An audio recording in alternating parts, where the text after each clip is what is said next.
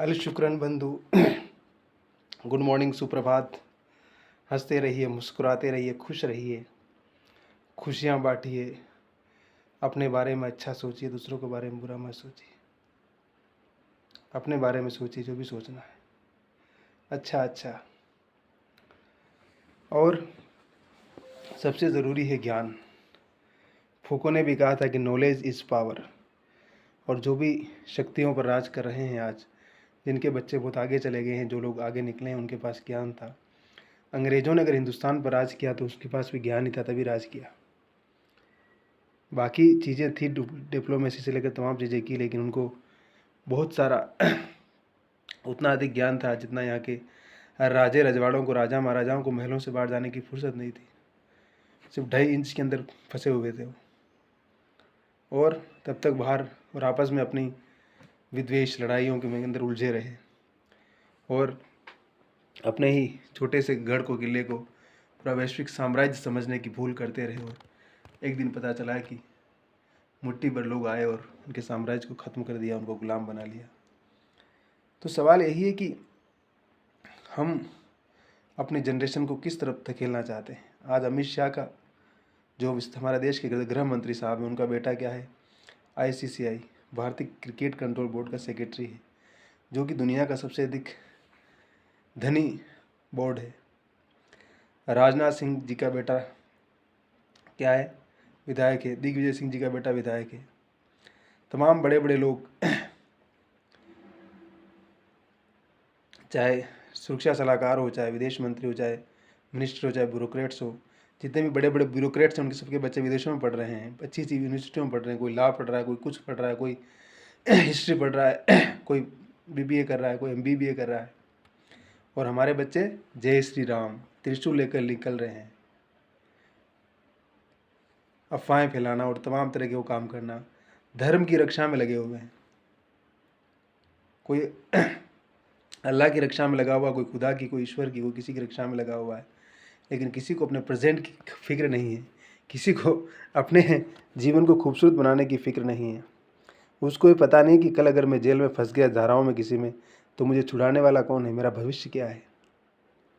और वो तमाम लोग जो आपको बता रहे हैं कि ऐसा ऐसा करना चाहिए, उनके बच्चे ऑक्सफोर्ड, कैम्ब्रिज में पढ़ रहे हैं, विदेशी यूनिवर्सिटियों में पढ़ रहे हैं, जहाँ से निकलने के बाद उनको अच्छे खासे जॉब मिलेंगे, करोड़ों रुपए महीने के कमाएंगे, दिन के कमाएंगे, या उनके पास बड़े बड़े बिजनेस है, बड़ी बड़ी फैक्ट्रियाँ हैं, बड़ी बड़ी पहुँच है, अप्रोच है, इन्फ्लुएंस है। आपको तो पता है कि अप्रोच और इन्फ्लुएंस के बगैर हिंदुस्तान में काम नहीं होता है। अगर आपकी पहुंच नहीं है तो आप कितने भी बड़े 30 मार्क का हो, काबिल हो, तो भी आपका काम नहीं होगा। लेकिन अगर आपकी पहुंच है या फिर आपके पास पैसा है, तो आप भले जीरो हो, लेकिन आपका काम हो जाएगा। तो सवाल यही कि हमें कौन सा रास्ता चुनना है, कैसे चुनना है, ये हमें तय करना होगा।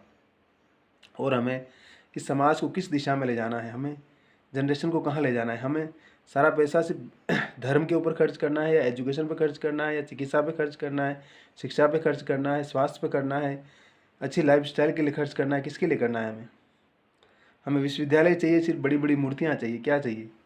आजकल जो हर सरकार बड़ी बड़ी मूर्तियाँ बना रही है, देखिए हर तरफ बड़ा मूर्तियों का युग आ गया भैया। जहाँ भी देखो बड़ी बड़ी मूर्तियाँ बनी हुई है।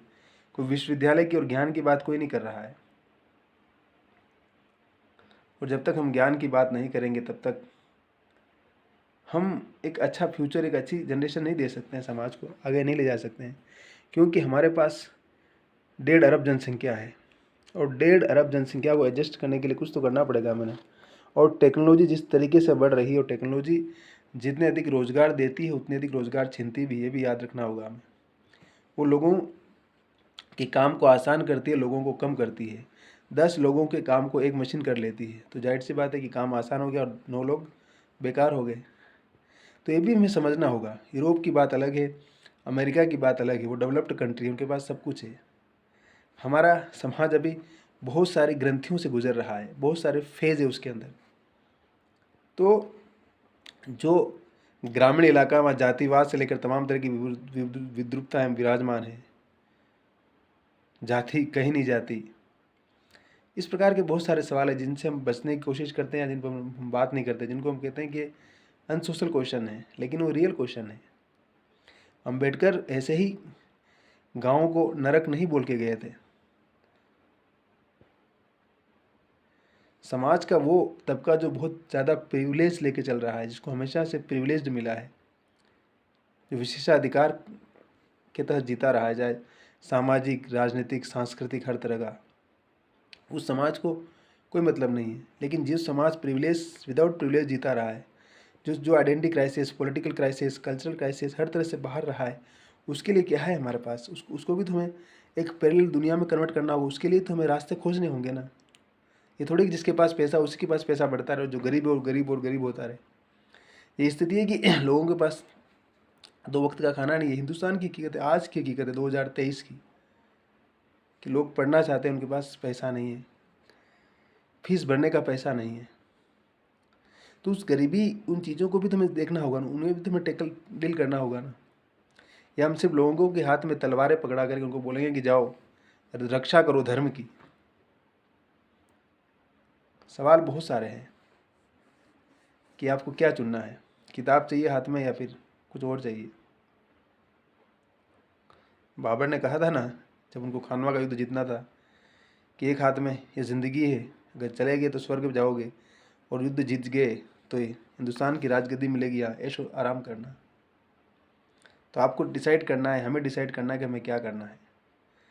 हमें हमारे बच्चों को किस रास्ते पे ले जाना है, उन्हें एजुकेशन पे ले जाना है, उनकी ज़िंदगी को आबाद करना है, या उन्हें उस भीड़ में धकेल देना है जिसका कोई भविष्य नहीं है। क्योंकि बहुत बार विचार करना होता है, और सोसाइटी जिस प्रकार से करवट लेती है उसके हिसाब से चीज़ों को समझना होता है हमें। हम सिर्फ अपनी ही शुतुरमुर्ग की दुनिया में रहकर के ज़िंदगी नहीं जी सकते हैं कि एक खास दुनिया बना ली, उसमें अपने पड़े हुए हैं, हमें किससे कोई लेना देना नहीं, क्योंकि हमारा किससे कोई काम नहीं है, हमारा उससे नुकसान नहीं हो रहा है। हम उन किताबों की दुनिया से भी व्यवहारिक दुनिया में जब एंट्री मारते हैं, जब प्रवेश करते हैं, तो बहुत सारे सवाल हमारे सामने खड़े होते हैं। How to we solve this question? This is the challenge for every one person. We require temple, but we not only temple require, we require other things. They give us many things.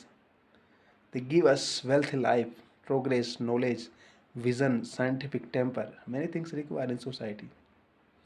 हम समाज को सिर्फ एक ही धारा में नहीं धकेल सकते हैं। प्रेमचंद कहते हैं ना कि मतलब वो सतत प्रक्रिया है, उस प्रक्रिया को समझना होगा हमें। और जब तक हम उच्च मोरल ग्राउंड पर नहीं खड़े होते, तब तक हमें किसी को उपदेश देने का अधिकार भी नहीं है। तो जो लोग बड़ी बड़ी बातें करके आपको भ्रमित करते हैं, खास समुदाय के खिलाफ हिंसा भड़काना हो, उसको विद्वेष पैदा करना हो, उस प्रकार की धारणा को अगर हम इस समाज में लेके आते रहें, बढ़ाते रहें, तो हम एक बेहतर समाज का स्वप्न साकार नहीं कर सकते हैं। हमें उन तमाम चीज़ों को लेकर चलना होगा, और वो चल करके ही हम एक बेहतर आइडिया, एक बेहतर सोच समाज के लिए क्रिएट कर सकते हैं, दे सकते हैं। और जब तक हम अपने उस जोन को नहीं तोड़ेंगे, कौन से जोन को, कि हमें एक जोन दे दिया है लोगों ने कि आपको सिर्फ आगे झंडा लेकर ही चलना है, क्रांति आप ही को करनी है, और आज जब क्रांति आएगी तो राजा हम बनेंगे। तो क्रांति नहीं करनी, अपने काम को करना है। पहले अपने काम को कीजिए, तब क्रांति अपने आप होगी। काम ही अपने आप में क्रांति है। तो इस चीज़ों को समझना होगा, और डर के आगे जीत है, इसको भी समझना होगा, और निरंतर be positive, smile and think about what happen around us. Life is very beautiful. बहुत खूबसूरत है ज़िंदगी, ये बहुत खूबसूरत है। इसको एंजॉय करना बहुत ज़रूरी है। हम कितना इसको डूब के जीते हैं, कितना हम अपने आप से मोहब्बत करते हैं। Yes, just today is the my best day, greatest day. So हंसते रहिए, मुस्कुराते रहिए, खुश रहिए, और कुछ न कुछ काम करते रहिए, बोलते रहिए। रवि हुआ अस्त ज्योति के पत्र पर लिखा, अमर रह गया राम रावण का, पराजय साम्राज्य का। निराला की कविताएं राम की शक्ति पूजा। तो शक्ति की साधना करनी होगी हमें। शक्ति वही है, अपने आप को साधना। होगी जय, होगी जय, यह कहकर शक्ति राम के वंदन में हुई लीन। एक दिन मिलेगी जय, ज़रूर मिलेगी, बस लगे रहिए। लगे रहना है बस, सब कुछ मिलेगा जीवन में। खुश रहिए, मुस्कुराते रहिए, और अच्छे अच्छे विचार रखिए, और अपने आप को बी पॉजिटिव और स्माइल में साथ ज़िंदगी का उत्सव मनाइए। ज़िंदगी न मिलेगी दोबारा। यस, स्माइल कीजिए, स्माइल, मैं कह रहा हूँ स्माइल कीजिए।